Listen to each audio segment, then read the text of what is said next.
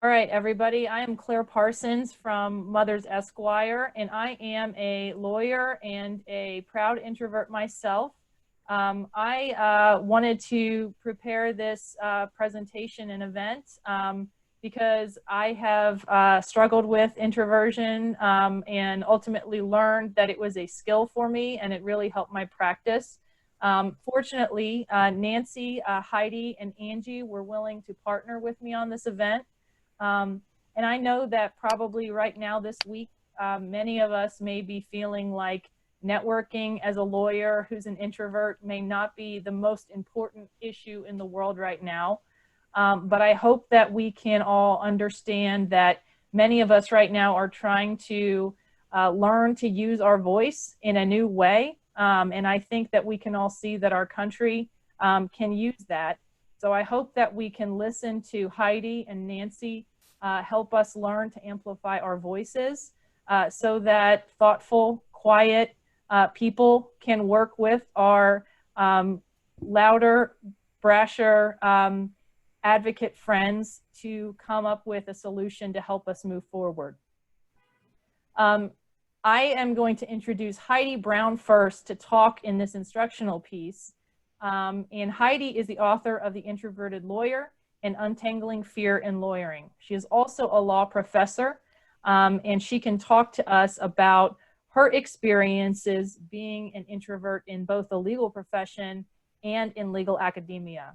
So Heidi, if you want to get started with your presentation, that would be great. Sure, I'll introduce myself a little bit in more detail, and then Nancy can introduce herself, and then we'll get rolling. So, like Claire, I'm a very proud introvert. I was a very quiet law student about 27 years ago, and I was never the student with my hand in the air, but I loved the research and writing and thinking aspects of law school. But at the time, I kind of felt like there was something wrong with me, that I wasn't excited to raise my hand in class or do oral arguments and things like that. So fast forward, my first job out of law school, I became a construction litigator. So it was the job I got. I threw myself into, again, this really extroverted, aggressive industry. And I loved the research and writing aspect of my job. But again, I always felt like there was something wrong with me because I was trying to mirror the behavior of my extroverted counterparts, mostly kind of tough guys. And it was giving me a lot of internal conflict. So 11 years ago, I became a law professor. And what really started helping me embrace and really love my introversion was my students. Because I noticed that my most insightful legal writers, my most creative problem solvers, my most passionate advocates in the law school were my quietest students. So that's what led me to start analyzing this and researching this, to learn more about myself, first of all, and why I grappled with and wrestled with a lot of the performance aspects of my job. But I knew I had strengths to bring to the equation. And that led me to write my first book on this topic, The Introverted Lawyer, and then the sequel, Untangling Fear in Lawyering. So Nancy, you want to take it from here? Sure. Thank you for that gracious introduction, the way you describe how you really come to this from an authentic place, Heidi. So I'm Nancy Ancowitz, and I'm the author of Self-Promotion for Introverts, The Quiet Guide to Getting Ahead. And I have a background of 12 years on Wall Street, and not unlike many aspects of the legal profession, it's a go, go, go, high pressure, loudmouth environment for many. Not to put down any lawyers or Wall Streeters, but you know. And I'm an introvert myself. I told my story in an article in the New York Times, which is in the resource section, along with some interviews that Heidi and I did for my Psychology Today blog. And when I left Wall Street, I got some time to reflect on who I really was. And it was only after hiring an executive coach who said to me, "You're burned out. You need some downtime," which I wasn't getting at all on Wall Street. I was just wasn't happening. And I argued with her, and she said, "You should take a leave of absence. You should take a break, and I'm no, I have deadlines, I have clients, I have this, I have that. And then finally I realized she was right. And I took a 3-month leave of absence, turned into 6, 9, 12. And then my employer at the time said, you have to decide, are you staying, are you going? And I said, you know what, I'm going. It's been wonderful. I had the best boss of my career, who was, by the way, an extrovert, and we balanced each other really well. But anyhow, I decided that what I really wanted to do is meet my dream of writing a book. And the book I wrote, Self-Promotion for Introverts, was all about my journey, but less about me and more about what I had to offer. The tips I learned about how to survive and even thrive in various organizations, both as an entrepreneur before that and after that, but also on Wall Street. It's what are the tips and tools that I learned to use that helped me from my quiet strengths to deal with meetings and presentations and networking and all that stuff that's so hard for many an introvert. So I wrote a book, did a blog, continue to blog, and I'm really writing from a place also that it matters to me, where I've struggled. And now as a coach, fast forwarding, I teach at NYU, I teach business writing classes. I teach, my upcoming class is open to the public. It's called Presentation Skills for Introverts.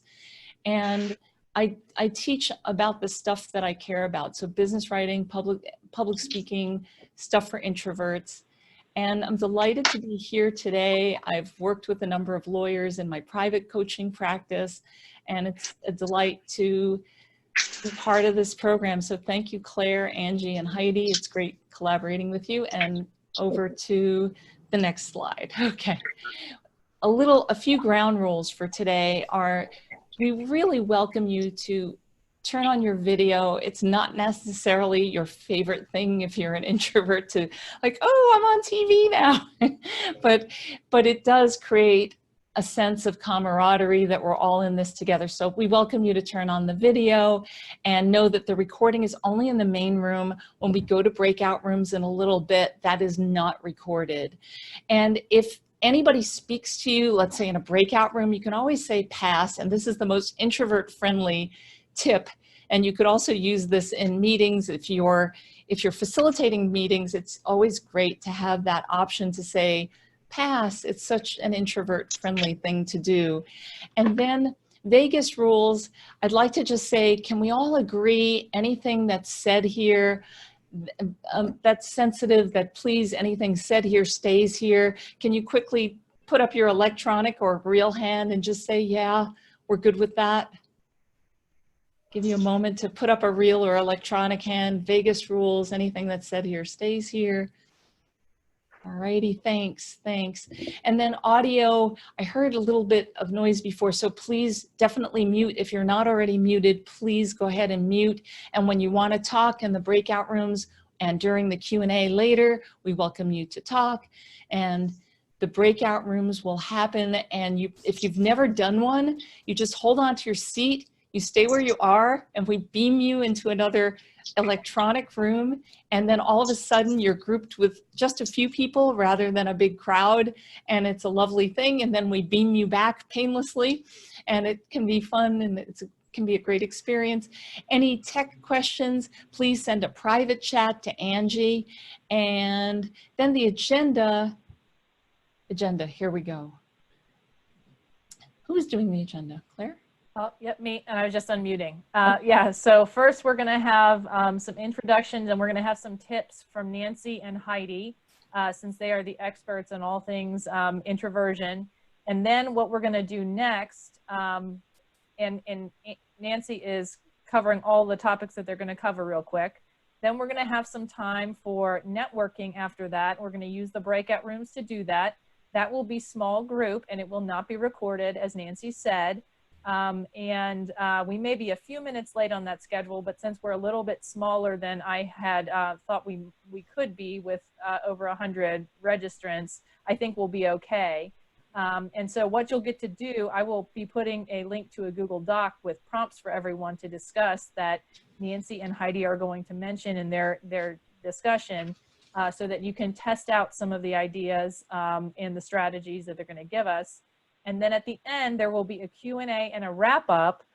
So if you have any questions for Nancy and Heidi, you can ask those then. I will remind you that that point will be recorded again. But I encourage you to stick around, not just because you'll be able to ask questions of Nancy and Heidi, but also because we are going to be raffling off to somebody who is present here an opportunity to have an hour consultation with Nancy and an hour with Heidi. So, and that will be actually 2 people who will get one of each of those hours. So I encourage you to stick around for the Q&A as well.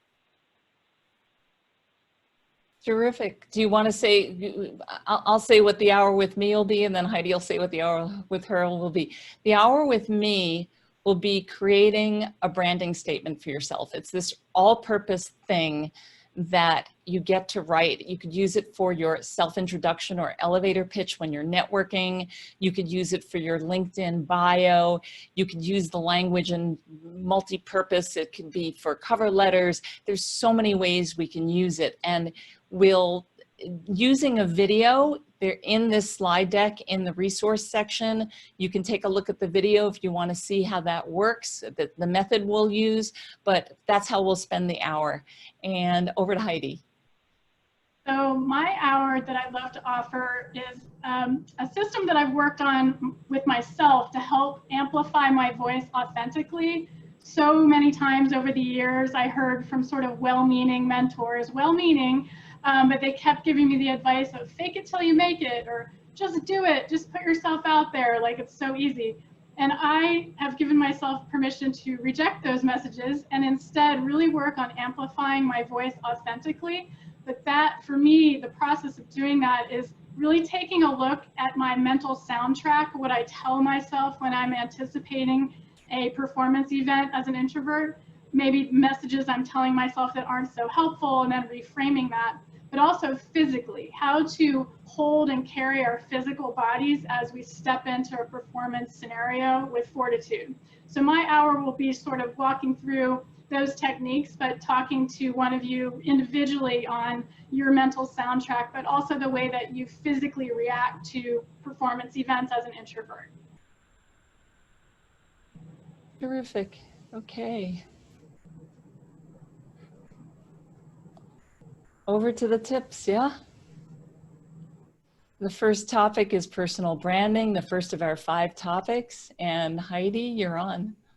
Okay, so I personally think that introverts are wildly interesting people. We bring so much to the table. We bring so much to interpersonal relationships. We bring so much to the legal profession. But again, on the topic of authenticity, we resist inauthenticity. So we resist things like small talk. So sometimes pitching ourselves or describing ourselves can feel disingenuous or inauthentic. So I'm going to share 2 really practical techniques that helped me tap into what I think are sort of the most interesting parts about me as an introvert, and then taking that information and channeling that into a personal brand as a lawyer. So the first technique is an exercise I like to call comparative fearlessness. So we all have aspects of our personal lives, our non-lawyer lives, in which we are the most powerful, interesting, gregarious, assertive person in that particular scenario, whether it's at the gym or mentoring somebody or taking care of someone else, or any type of activity that's not in your lawyer persona. I want you to think about that for a moment, or you can think about this later. But the comparative fearlessness exercise is taking a look at a scenario in our personal lives in which maybe society tells us we should be a little hesitant or full of trepidation, but we're totally not. We've got this. We are powerful beyond belief.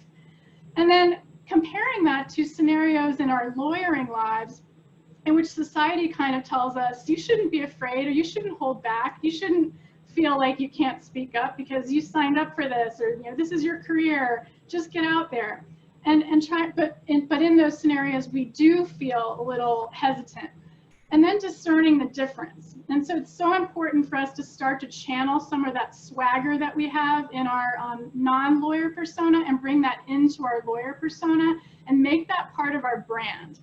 So the second exercise that has really helped me in this regard is to think about the three most interesting or different things about me, or what things I like to do that also have nothing to do with the law, but then realize how those aspects of my life channel into strengths as a lawyer. So I'll just share with you really quickly.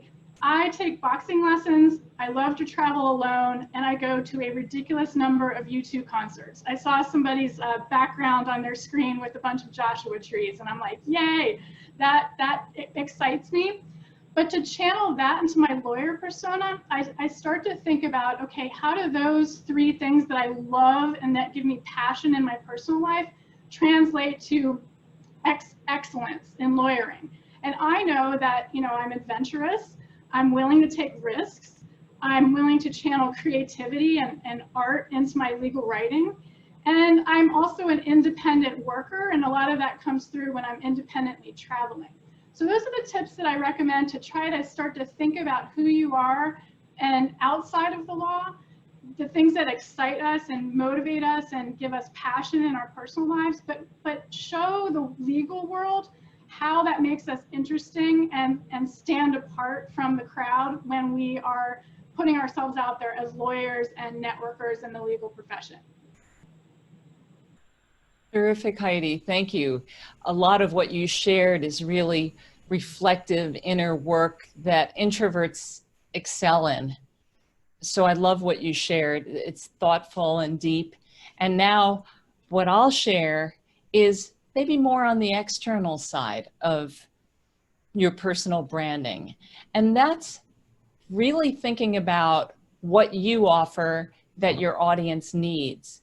So if you think of a Venn diagram and one circle is what you've got and the other circle is what they need, it's that overlap that you really want to talk about to make it audience centric.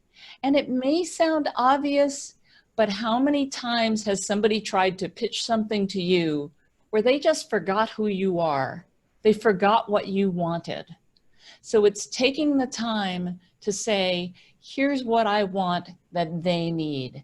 And this matters whether you're introducing yourself in person in a networking situation, whether you're interviewing for a job and you're not just talking about what you want. You want more experience, you want to learn this, you want to learn that. You want to offer what they need. So it's starting with the audience first and what you've got that they need. So it's looking at, for instance, if you're looking for a job, it's looking at what are the key criteria that matter to the law firm or at wherever you're applying. And then which of those do you meet? And keep in mind, not everybody has everything. That's okay. And we all have some imposter syndrome and all that, especially as introverts. But it's saying, I do have this, this, this, and this. Don't worry about what you don't have. But I do have this, this, and this. So it's making your approach audience-centric rather than what you want, even though it's a way of getting to what you want. And now over to the prompts. We talked about that there were conversation prompts that Heidi and I prepared to get you thinking about once you go into the breakout rooms, so that you have something to talk about, not just the blank page. So we wrote these prompts. Each of us wrote a couple of prompts, and now we have 4 prompts. We suggest that you pick one of these. And we also posted them on a Google Doc. And I believe in the chat, you can get a link to the Google Doc. So these are, if you pick the first one, you can introduce that as a conversation starter in your breakout room. So for each of these 5 tips that tip areas that Heidi and I will address, we have these conversation prompts. They're fully optional. It's just to get the conversation started and to ensure that it's a rich, fulfilling conversation. All right, over to the second of 5 tip areas, and over to Heidi. The second area is Heidi. Okay. So back to the point about authenticity. In terms of amplifying our voices authentically. So in our loud world that we live in, sometimes it can be hard for us as introverts to amplify our voices authentically because there's a lot of pressure, especially in the legal profession, to interrupt somebody to be heard. Sometimes we also might hear an internal soundtrack that's telling us that we should be a certain way, or that we have to mirror the behavior of our counterparts, our opposing counsel, or maybe some extroverted supervisors. But that feels inauthentic for us. So 2 tips that I've worked on, again, I had to start with myself because on top of being an introvert, I also grappled with really extreme public speaking anxiety. So for me, I had to do 2 things. One was analyze and really listen to my mental soundtrack. What am I telling myself? Again, these were the tips that I'm talking about offering for the one-on-one session. We listen to and transcribe the messages that we're telling ourselves internally when we anticipate a lawyering event or a networking event. And then we maybe listen to that really carefully. It can be unpleasant sometimes, but it's so important to do that and realize that a lot of the messages that we interpreted or maybe misinterpreted over the decades about our abilities are outdated, and they really don't apply to who we are as an introverted advocate or attorney right now in 2020. All the stuff we've been telling ourselves for years about our performance or maybe our perceived limitations in our performance or our abilities just isn't accurate. So it's a huge first step to listen to the soundtrack and then completely reframe it and come up with a new concrete soundtrack. Mine usually goes like this. Okay, I'm prepared for this. I've done the work. I've worked hard. I have a purpose in being here. I'm going to deliver my message, even if it's in my quieter voice, even if my voice shakes or I turn red, which I have a very robust blushing response, so that happens to me a lot. But then telling myself, okay, I'm ready to go. So reframing our mental soundtrack is a huge part of this. The physical, equally as important, and frankly, a little easier and more fun.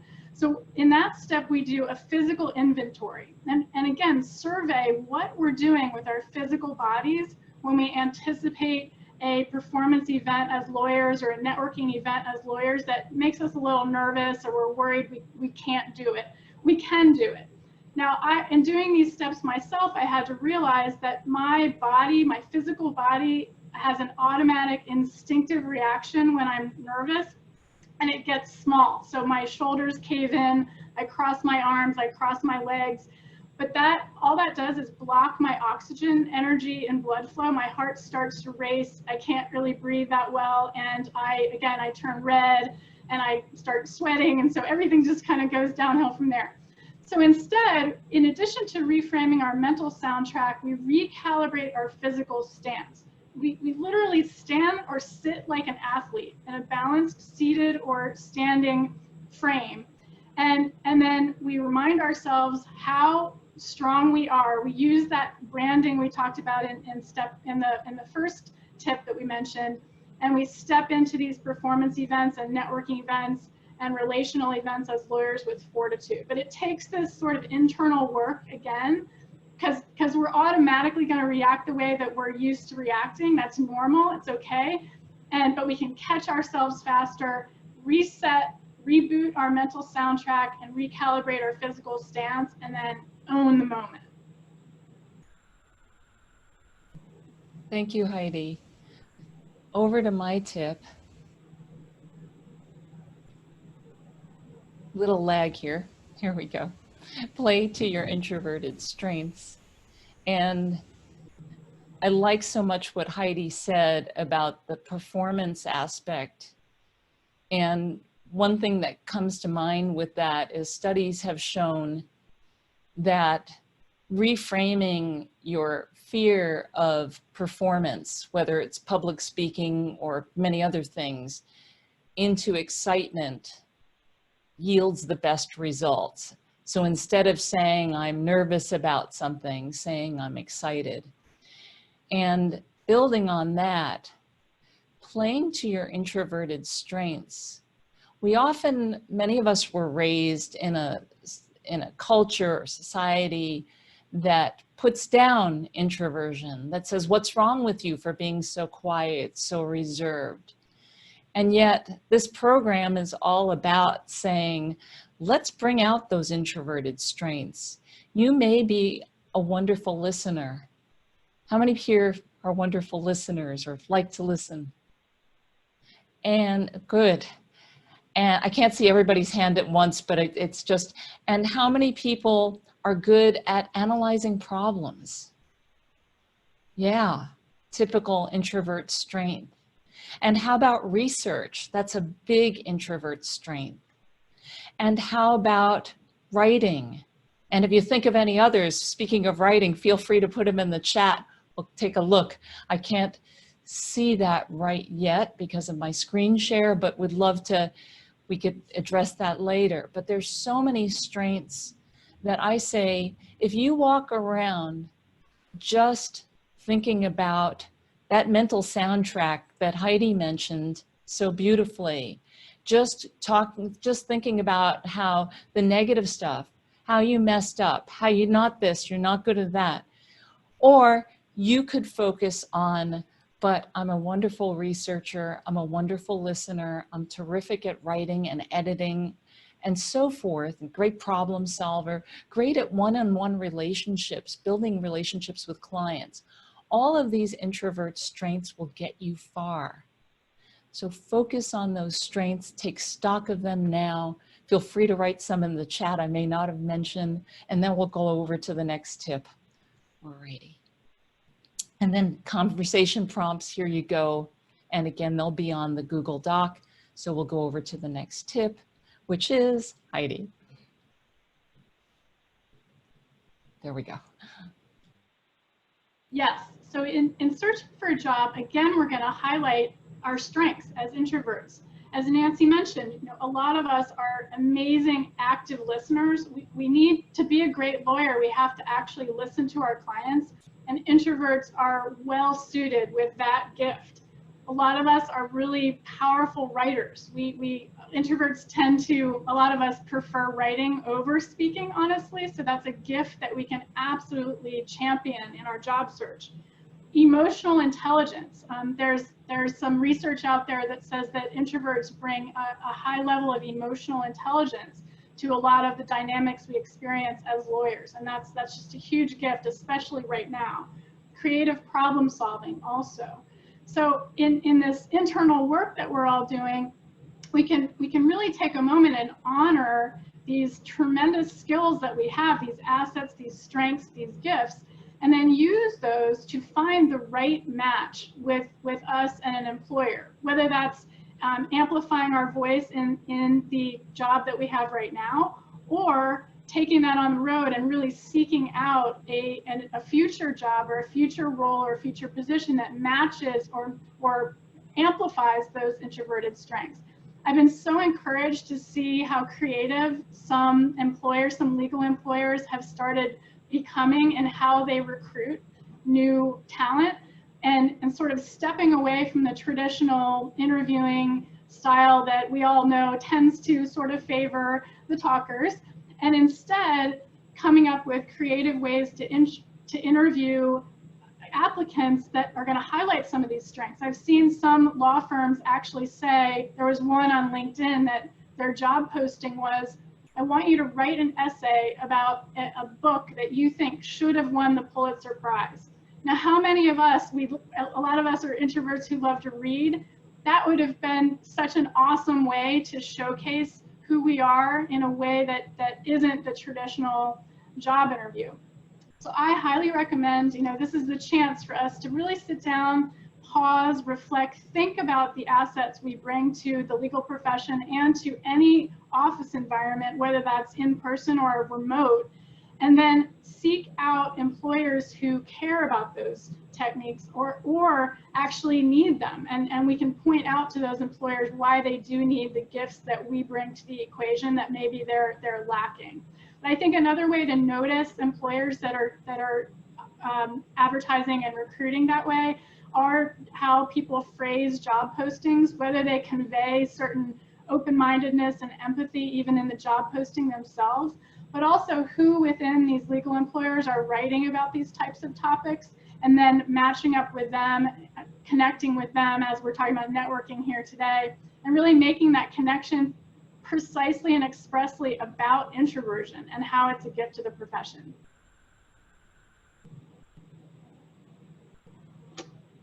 Thank you, Heidi. And I saw some great stuff in the chat that was coming out about, Claire had mentioned something about the importance of writing, and I saw Lisa had mentioned something, amplifying my other point earlier about excitement and is a great way to manage fear. When it comes to searching for a job, I'd like to build on what Heidi said, and yes, look at the way job ads are written. And another great way to look at a job, look for a job, is not only through the ads, but also through your personal connections. And you might say, oh gosh, I don't have a giant network as an introvert. Well, my favorite way of getting a job is through coffee chats, or whether it's coffee or not, or whether it could be virtual coffee as well, or informational interviews. During my days on Wall Street, I got all of my positions year after year, time after time, through informational interviews. No headhunters, no ads. And in the many years since, most of my clients have gotten jobs that way as well, and often as well as through job ads. So the way it works, for those of you who aren't familiar, and some of you may be, is you find an ad that you like, but then you network your way in. You not only apply for a job, send in your resume, do the usual stuff one does, and one could debate whether you need a cover letter. Some say yes, some say no. But you also say, okay, this firm, let me see who from my law school went there, works there, or who from my undergrad school went there, or works there, or used to work there, and you work your way in. And the ideal way to get a job often is to write to somebody at the firm and to say, once you build a little rapport with them, and say, would you give my resume to the hiring manager, or whoever is important enough to be able to influence the hiring decision. And it's through building those relationships over time that you really get the opportunities. That amplifies your ability to land positions, as well as just other networking opportunities. These informational interviews lead to introductions, to give and get introductions, and as well as invitations like, hey, I'm going to this cool event, networking event for introvert lawyers. Why don't you join me? Sharing information like articles and videos, as well as you can offer insights on these informational interviews. So I know we have a blend of different people. We've got a diverse audience today, different levels in the legal profession. So even if you're junior, there's always something you can offer. It can be introductions to somebody else. It can be, again, those insights, those articles, those videos, and whatnot. Over to the next, I'll show you the prompts, and you'll get to see those more later on the Google Doc. And over to the next topic, gaining visibility, over to Heidi. So right now is such a great opportunity for us to gain visibility in our current jobs that we're in, and also out in the world. So I don't know, I'm sure all of you have been called into lots and lots of Zoom meetings with multiple participants. And again, I don't know about you, but I've been so impressed at the way that my quieter colleagues at work have really been shining through the technological platforms in ways that, I mean, not to criticize anyone, but in the way that my most talkative colleagues are not really embracing sort of proper Zoom etiquette and all of that. So I really want to focus on that and emphasize that introverts are really wonderful at reading visual cues. We are so good at absorbing all different types of stimuli in person, but also in remote settings. So it might be good over the next couple weeks to notice how your quieter colleagues are interacting on Zoom, and noticing that they are reacting to visual cues. They can read body language. They're paying attention to people's facial expressions, or a gesture in which you can tell someone wants to speak but maybe isn't quite ready yet. They're amplifying each other's voices. I'm seeing my introverted colleagues noticing that somebody said something in the chat that was overlooked, or had their hand raised using the hand raising feature, or indicated through body language they wanted to speak. But some of our more talkative colleagues don't notice that kind of thing. So I want to emphasize that that's a way for us to gain visibility. First of all, gain more experience in using technological tools to amplify our voices. I'm actually, as an introverted law professor, loving the hand raised feature and the chat feature over Zoom, because it's a way for me to participate without having to interrupt somebody, which I can't stand interrupting people. I'm also seeing my quiet students using those features to really amplify their voices in a way that they would never do in an in-person meeting. Introverts can also gain visibility right now by seeing problems in the way that we're communicating and offering suggestions of how to fix them in our office environments. So for instance, if we're noticing that meetings aren't going very efficiently, it's often the introvert that will come up with the perfect solution to that, maybe circulating an agenda before the meeting, really helping to keep the meeting on track by sticking to the agenda and using other tools like that. I don't know how many of you saw all the buzz on Twitter and on all the cable news stations about when the Supreme Court switched to telephonic oral arguments, and there were new protocols where the advocates got 2 uninterrupted minutes to present an argument, which obviously is different from the norm when the justices would immediately jump in with questions. And also the justices can't interrupt each other or the advocates. The Chief Justice calls on each justice in order of seniority. And there was this big buzz on Twitter and cable news about how suddenly Justice Thomas, who apparently never asks questions in oral arguments, was all of a sudden participating. And I'm not an expert on Justice Thomas or the Supreme Court, to be honest with you, but I immediately thought, well, of course, he's got to be an introvert. I read some articles. Sure enough, in 2012, Justice Thomas highlighted the fact in a presentation he did about how he is an introvert and he finds it rude to interrupt people. So now that there's a protocol for an organized way of communicating, even at the Supreme Court level, that's enabled him to interject questions without having that sort of dissonance that we as introverts feel. So I just thought I would offer that out there. Another obvious way for us to gain visibility is through our writing, as people have mentioned several times already in the chat, and Nancy mentioned that, and Claire mentioned that. Let's use our voices, let's use our writing skills to write about the topics that are really important to us and that we're passionate about in our personal lives and our professional lives. And because we enjoy writing, a lot of us, and we're good at it, that's going to be a way to amplify our voices, get our brand out there, and really make connections on a global scale.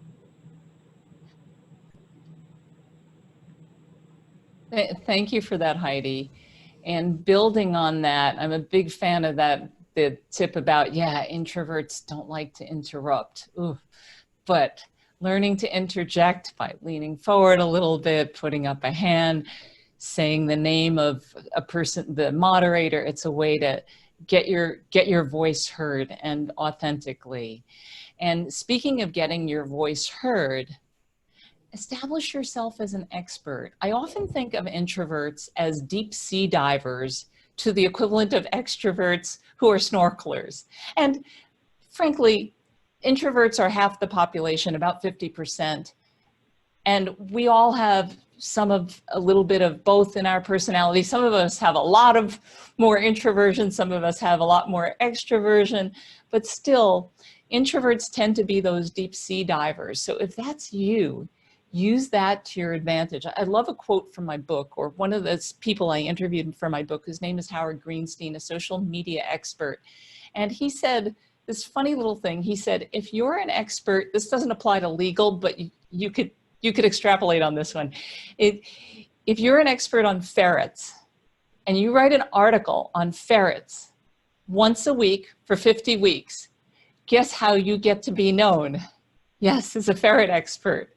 So for those of you who want to be known for your area, for your passion, for the thing that keeps you up at night, this is a great way. And whether it's being a social media person like Claire is very active on social media, or wherever the medium is that you like to, and I know Heidi, you use medium.com, speaking of medium, but however you like to amplify your voice, establish what is that thing you want to be known for.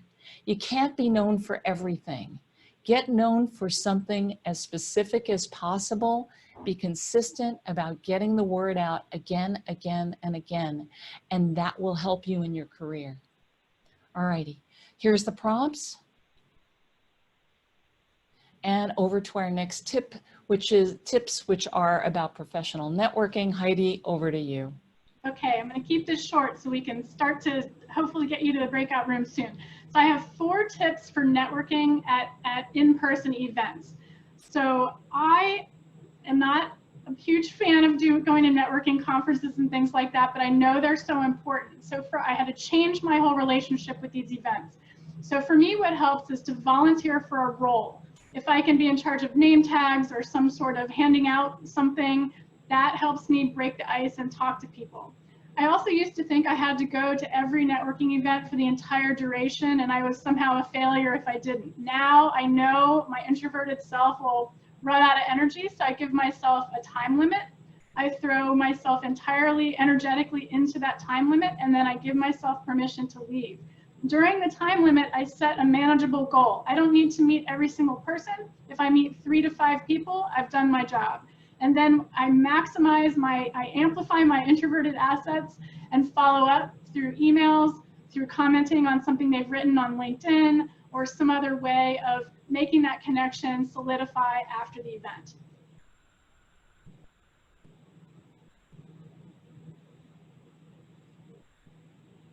Okay, and I'll just, building on what Heidi said, what I like to say for introverts is rest up, meaning rest up your social energy before you go to a social event.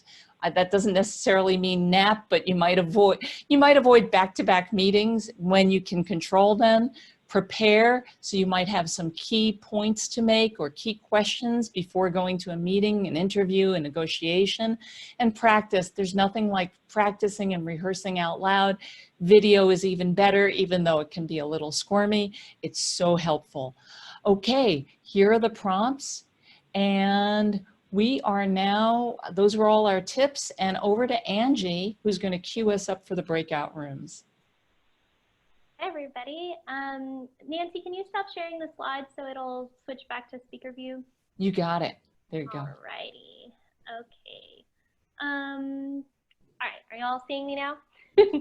Hi, everyone. I'm Angie, and I will be kind of facilitating the breakout room today. So I just wanted to give you guys a quick reminder about how they were going to run. So let me bring up the document. So I just want to remind everybody for the ground rules, please have your video on so that you can communicate with everyone.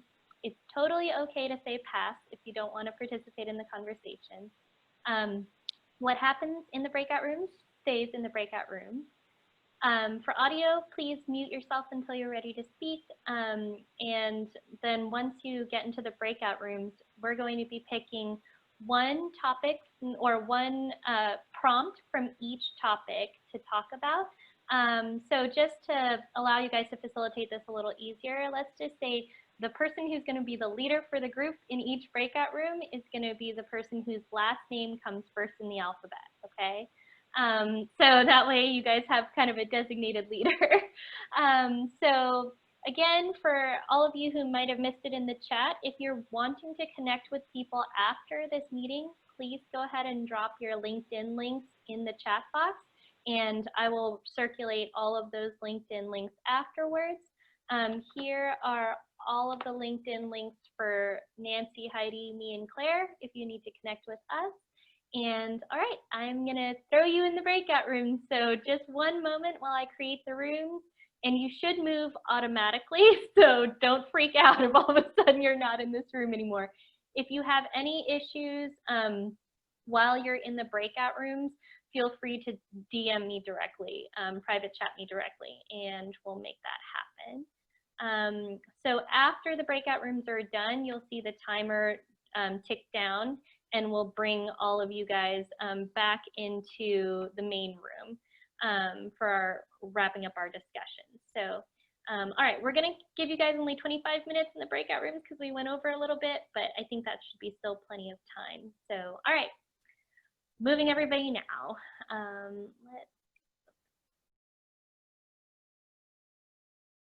And just a reminder, guys, we are recording. If you have a question, feel free to just go ahead and if you want to raise your hand, and I can try to acknowledge you so we don't have people shouting out. But if you have a question that you don't want necessarily everyone to know it's you asking, you can feel free to send a private chat to either me or Angie, and we can ask it for you without identifying who you are. So do we have any questions? Don't see any hands raising. To give you guys a little bit of time, I know in the chat, I can't remember who asked this question, but somebody had asked if there were any good business writing resources that might be, was that you, Lori? Yeah. Okay, that might be recommended just because we talked about how introverts love their writing, and that can be one way that we can promote ourselves. So Nancy or Heidi, do you, I know you have resources that you're providing as well, but do you have business writing resources that you could offer? So I'm going to highlight two introversion things that are totally coming up in my mind right now. One, that if people are hesitant to ask questions, that also is sort of an introverted thing. You know, like sometimes we need time to process all of this stuff before we're ready to ask questions. So don't feel bad if you don't have a question yet, but do feel like you can follow up with us individually to ask questions after. I do that all the time when I go to conferences because I just don't in the moment feel comfortable asking a question.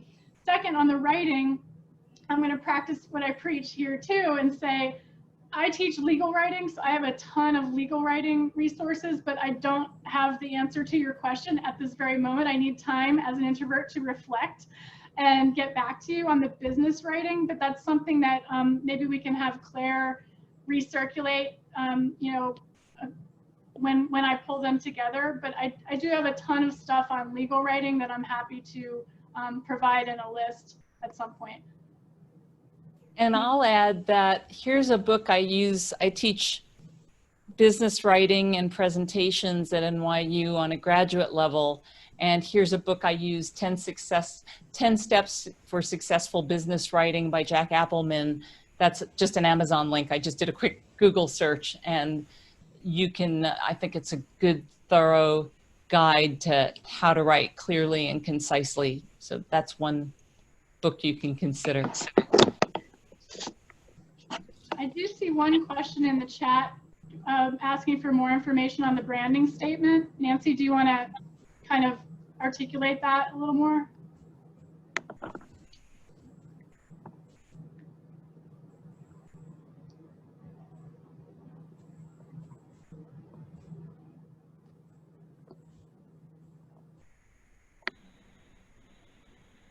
Nancy, I think you're on mute, or maybe. I was talking up a blue streak and nobody heard me. Thanks for reminding me. Anyhow, yes, the how to craft a LinkedIn summary in 3 steps. This is really, it's a 4-minute video in which I show how to write a LinkedIn summary, which is really a branding statement. And you can also, again, morph it into your elevator pitch / self-introduction and so forth.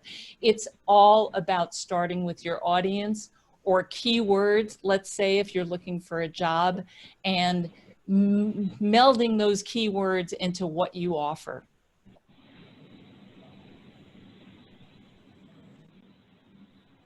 I did also just remember, so one of the professors I teach with, Professor Cecilia Silver at Brooklyn Law School, wrote an article, I think it's in an online newsletter called Perspectives, about how to write an electronic client alert.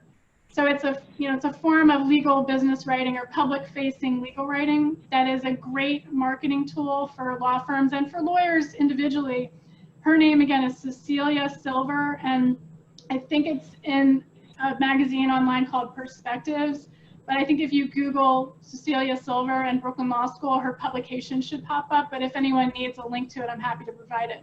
But it talks a little bit from a teaching angle, how to teach how to write an electronic client alert. But it's useful, and there's examples of really good law firm and lawyer client alerts that could be a great part of your business writing and also your branding.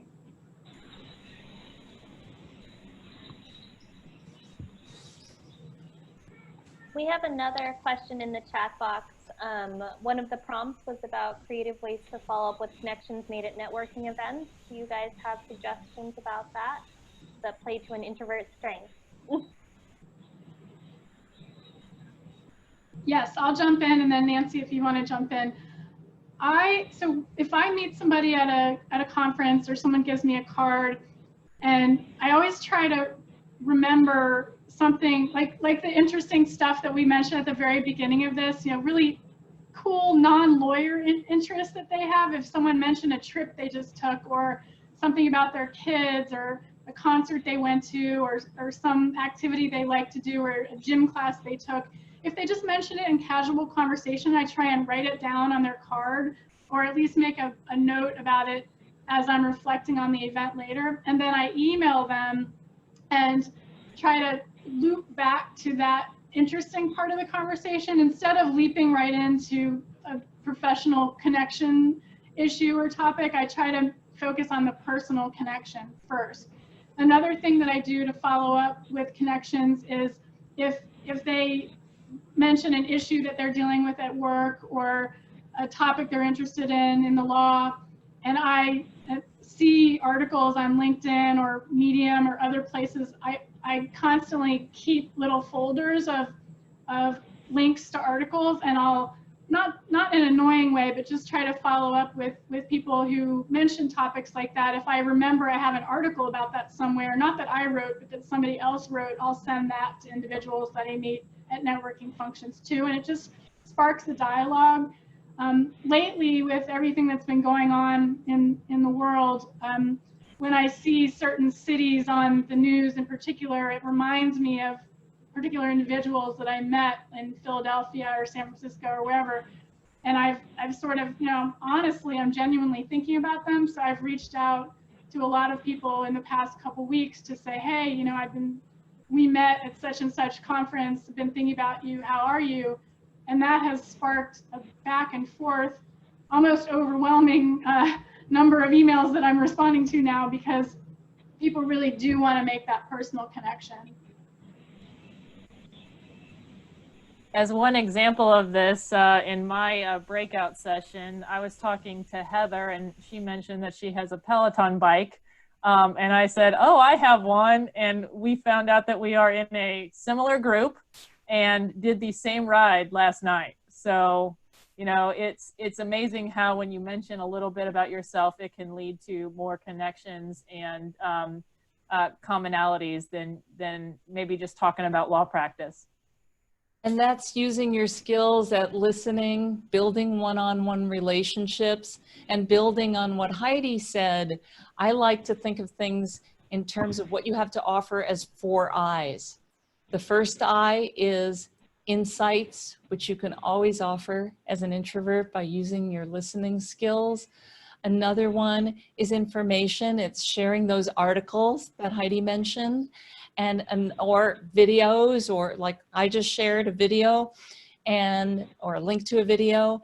Another is introductions to other people who can benefit. And what did I not mention? Introductions, insights, invitations, and information. Those are the 4 eyes. Alrighty, so that can help. Chime in real quick. So one of the things that can you guys hear me? Sorry. A little quiet, yeah. Oh, can you hear me now? Better. Okay. Here. Better? Okay. One of the things that I've been doing after big virtual events like this is just reaching out to people afterwards to invite them to 15, 30-minute virtual coffee chats. So, you know, hey, I saw you on the webinar with me last week and I didn't have a chance to connect with you one-on-one, or I wasn't in a breakout room with you. So would you like to connect for a short 15-minute coffee chat so we can get to know each other? That might be a really good way too to get one-on-one with folks.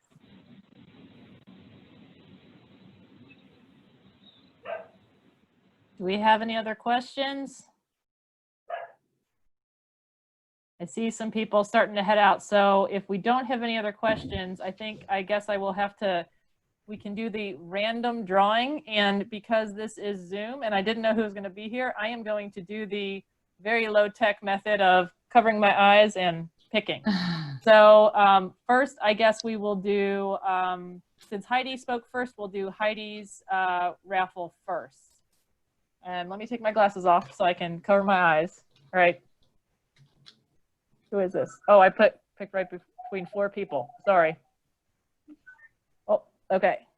So we have Marie Masson. Yes! Thank you. All right. So Marie, I guess Heidi, will you be in touch with Marie, or how do we want to do this? I can put in my LinkedIn information here, and so she can contact me there, or I can put my email address as well. Perfect. Great. Thanks, Marie. Thank you. Congratulations. Thank you. I'm so Okay. happy. And now we will do, Angie, do you want to do the raffle for Nancy and pick, or you want me to just do it? You can do it. Okay. All right. All right. Now we will do Nancy. All right. So we got Laura Kareem. Am I saying it right? You're muted. My kids are talking. Oh, okay. Wonderful. Great. Mommy. Yes. Okay. Okay. Well, Nancy, if you can leave your LinkedIn and you guys can connect and Wonderful. set something up. All right. Wonderful. Looking forward to that. Good night, everyone. And Thank I will you. send out an email afterward with all the other information. Be your fabulous introverted selves. Introversion is amazing. This was great. Thanks very much for putting this together. Yep. Thank you. Thank you. Thank All you, right. Claire. Goodbye. Thank you. Thank you all to be safe and keep going. Safe and successful.